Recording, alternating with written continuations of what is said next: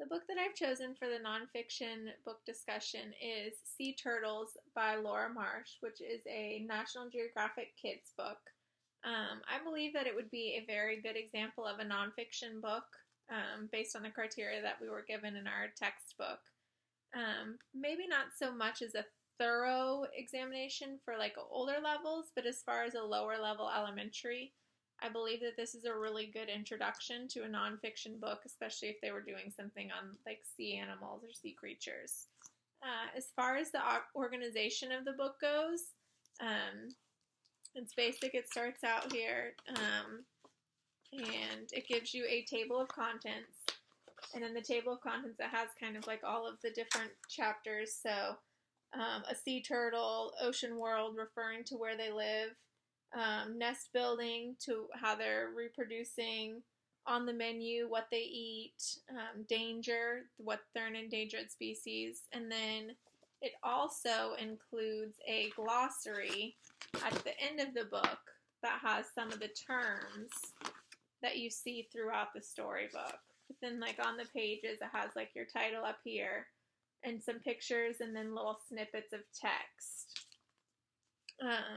The style, it's pretty interesting. It tells some jokes. It has short and to the point facts. An example of some of the jokes is, what kind of jokes do sea turtles tell?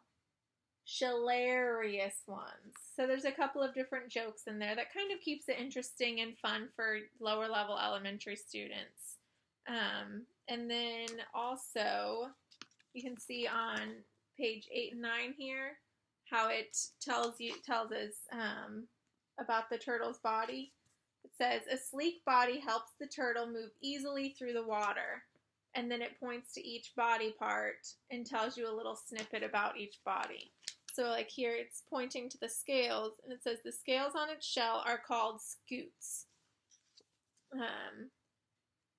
Again, as far as the design and illustration, it's pretty simple to follow. It has really simplistic pictures in it. They're all real life pictures. There's no fake pictures in here at all. They're all real life examples of sea turtles and things that are being done to help sea turtles. It has really bright colors, which I think is going to be really intriguing for an elementary student. And then, is it current?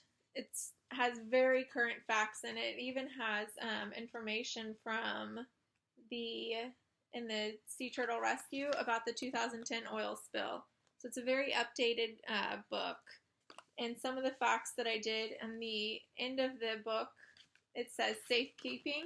So it's kind of things that they can do to help protect sea turtles. And defenders.org actually reiterates some of these, especially about the turning off the lights and staying away from nesting zones, and then of course picking up trash on the beach because that's a huge danger for sea turtles.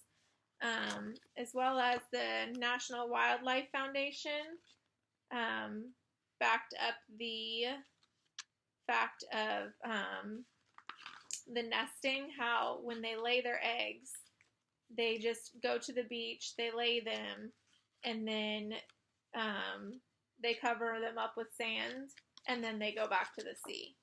So that was here on this page. You can see the sea turtles going up, and then the sea turtle is covering the eggs with sand, and then it tells them that then she returns to the sea.